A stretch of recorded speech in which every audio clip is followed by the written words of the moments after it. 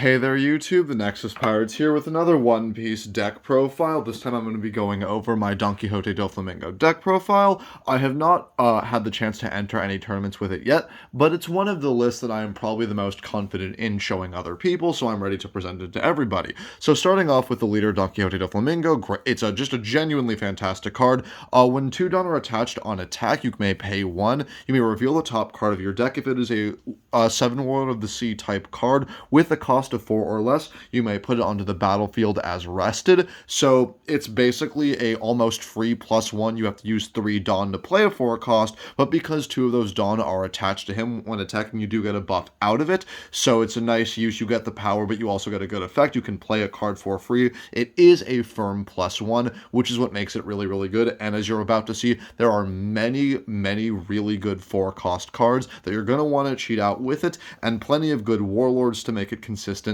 to get that free +1 turn over turn. So easy choice. He's really the only leader that does what he does. Kind of one of the things I like about the game right now is each leader has a mostly defined deck that you're going to be playing with. So starting off with the top end, we're running 2 copies of Dracula Mihawk, including the pretty alt art, and 2 copies of Doflamingo. They both basically serve a similar function. Doflamingo is a 7/7 that on play lets you bounce a 7 cost or less, whereas Mihawk is a 9/9, where on play you get to return a 7 cost or less to the bottom of its owner's deck. Both of these are top, and they're good for board control. You are only getting rid of 1 card, but their really main purpose here is to answer the Kid matchup.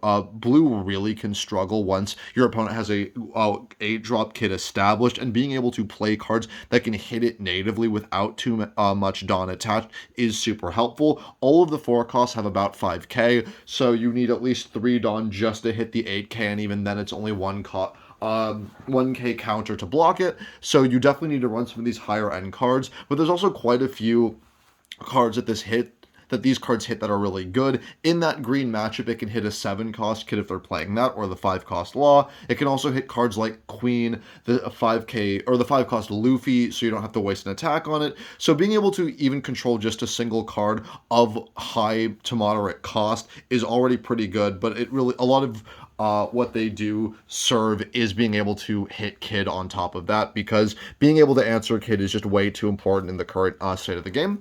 And in that same vein, we are continuing to counter Kid by running 4 copies of Virgo, who is a vanilla. He's a 5/7 1-cost vanilla. He's important because you only need 1 Dawn for him to be able to touch Kid, and he is a 5 cost, so you can bring him out and have him be ready to it. You can have 1 out and possibly even 2, depending on what turn it is, before your opponent even has a Kid on board, so you are able to establish cards that are able to touch Kid pretty easily, and that is just going to be way too important with this deck going forward. So easy 4 over there as well. Next, on to our massive suite of 4-cost cards that we're going to be able to cheat out with our leader's primary ability.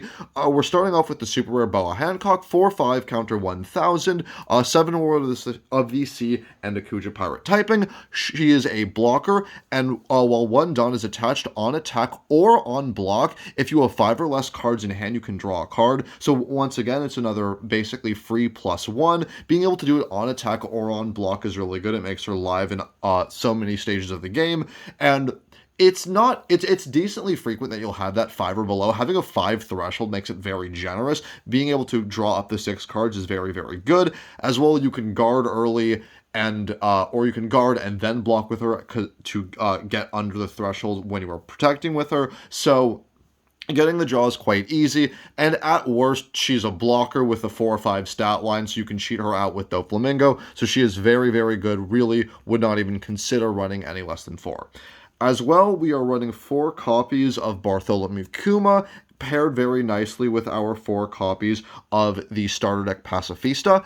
I'm not running any of the set 1 Pacifista just because the meta right now, with being able to answer Kid and B existing in a meta with Red, Green Law, and Luffy and Zoro, it is too aggressive that playing the Sentomaru passage and the blocker Pacifista is just too slow, so you're kind of prioritizing that attack and that aggression. One thing that's important to notice is the Pacifista is unfortunately not a warlord, so you cannot cheat it out with Doflamingo. However, that's what the Kuma is here for. Kuma is a 4-cost 5k counter 1000, a warlord of the sea typing, as well as a part of the Revolutionary Army. He is a blocker like Boa, so it is another defensive card. As well, on KO, you may play Pacifista from your hand. So it's a blocker with an on KO ability, which is really nice. And as you're going to see, it's pretty easy to get Pacifista in hand because you are running a lot of cards that can control and mitigate what you are drawing into. So forcing out its own effect and being able to cheat out that Pacifista is very easy, and Pacifista, very similar to Virgo, is a 4-cost vanilla, so it's really not that hard to put Dawn under it to be able to hit Kid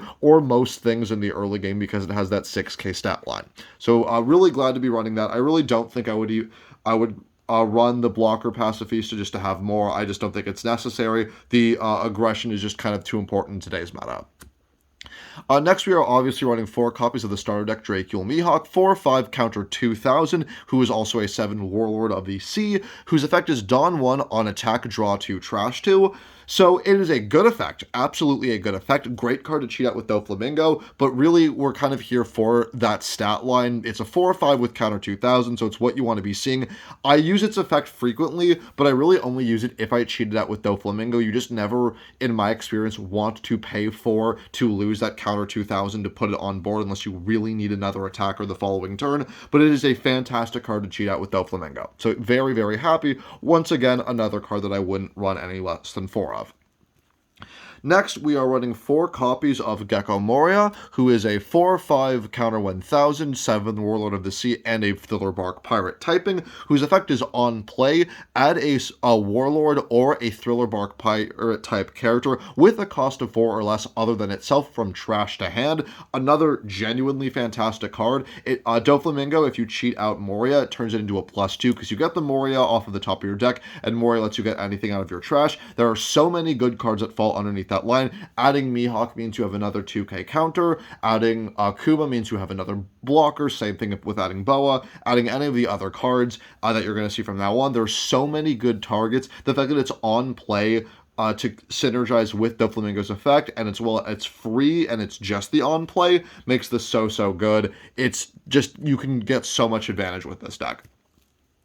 Next, on to our last 4-cost character, we are running 4 copies of Marshall D. Teach, a 4/4 counter 1000. On play, you may return a character with a cost of 3 or less to its owner's hand. This is very nice, another great card to cheat out with Doflamingo. Really good in the early game. There's plenty of low-cost cards that you either don't want your opponent to have, like a blocker, or you want to force your opponent to reuse the Dawn, like, say, a Robin or any other 3-cost, because forcing your opponent to respend Dawn on re-establishing board presence is also good just at its face. So Teach is a great card.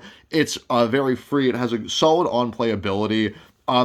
The stat line isn't phenomenal, but its on play is good enough to justify it, especially because you can functionally get it for free with Doflamingo. Your opponent isn't going -1 in terms of it raw advantage because it's going from field to hand. However, forcing them to respend the Dawn is also a good thing worth noting, especially in the early game. Like if your opponent's first turn they play a 1-drop blocker, using it to bounce before they have a chance to play the blocker is already really good. And another thing of note that I forgot to mention is because Doflamingo is on attack abilities resolve before your opponent is allowed to declare blockers. So you can attack with Doflamingo and use its effect to play Teach to potentially bounce a blocker before your opponent gets the chance to use it as a blocker.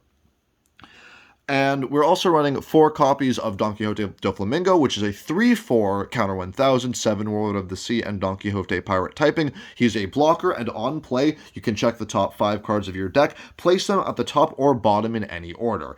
This card basically means you will never be missing Doflamingo's effect. You can predict what you are going to be playing, and also predict what you're going to draw into. Being able to sculpt 5 is very, very good. You can, and also it is a warlord that costs less than 4. So you can also theoretically play this off of Dofi and then cheat, and then predict your next few turns, being able to effectively look 2 turns ahead because you're going to draw a card, then use Doflamingo Leader, and then draw another card the next turn, and then use Doflamingo Leader a second time that turn. So being able to look that far ahead is really good. One thing that's important to note, though, is you do need to keep them together. They have to either be 5 on top or 5 on bottom. You can't say go 3 or 2. Sometimes you'll just see a bunch of non-warlords and just shove them to the bottom because you want to be using Doflamingo's effect. So this is easily a fantastic card. Easy 4 of, again, wouldn't go home with anything less. Next, we are running 4 copies of Alvida, who is a 2/3 counter 2000, so it's already great there. It is a buggy pirate, so it is not cheatable off of the Doflamingo Leader's effect. Its effect is Dawn 1. On attack, you may trash a card from your hand to return one of your opponent's characters with a cost of 3 or less to their hand. So this is mostly here for the 2k counter, just for that protection. However, there are matchups where using this effect is actually pretty important. Being able to slow down a red-green law player is very integral because they need to have, say, that board of 5. So making that go a lot slower is important. As well, it is an early card that can attack. So if you're playing against a green deck, being able to hit things like Momonosuke or Jewelry Bonnie is very important, just as an additional attacker on top of everything else. So this is a great card. Another one you're going to be running 4 of, for sure. And next, we are going to be running the blue equivalent to Onigashima, Perona, who is a 1/2 counter 1000 Thriller Bark pirate typing, so you cannot cheat her out with Doflamingo, but you can add her back with Moria if you want to. On play, check top 5, put them in the top or bottom of your deck in any order, so it is like Doflamingo without the blocker. She is fantastic. You want her in your opening, and you will be playing her turn 1 no matter what, because just if you are going first, you get 1 Dawn, you play Perona, you check the top 5. The next one, you have 3 Dawn. You draw your card, you put 2 of your 3 Dawn on Doflamingo, then you attack, you use your last Dawn to play the card that you know is going to be a Warlord because you used Perona. Opening up Perona is how this deck can spiral out of control incredibly quickly, and how the deck can do so well against quick decks because you get such a early game board presence. She is absolutely a phenomenal card. You would never want to run anything less than 4 of her. And lastly, to round out the characters, we're running 4 copies of Law, who is a 1/1 blocker. He's a low-to-the-ground blocker. He's also a Warlord, so he is cheatable off of Doflamingo. You rarely want to, just because he's only a 1 cost, but if you have to go in blind or you just don't have any other cards to cheat out, it's not like you're going to be sad to cheat him out. As well, because he is a Warlord, you can salvage him off of Moria just to have a 1 cost blocker and reuse that. So this is a great card just for that low cost blocker. And rounding out the deck, we're running 2 copies of Love Mellow, 2k counter. You can choose your leader or one of your characters. It gets 4k during the battle. Then draw a card if you have less than 3 or less in your hand. It's good protection. The deck, because you can spiral out of control by just generating so much advantage, you do stay at a decently high hand size, so it's in an ideal situation you wouldn't be needing that draw. Honestly, part of why it's here is beyond just the protection, there really isn't much else I would run. I don't want to run more 7 cost Dofi or 9 cost Mihawk just because they're too heavy on the top end. There aren't that many Warlords right now that are really worth running, so running it for the protection as backup is good enough on its own, but I do want to be maintaining a very high character count solely because I want to be able to cheat them out with Doflamingo. So that is going to wrap it up for this deck profile. Let me know what you think. Let me know what your Doflamingo deck looks like. I'm very happy with this deck. I really don't know if I would make many more changes outside of what it is. As I said, it's one of the lists that I'm the most confident in. So thank you all for watching, and we'll see you all in the next video.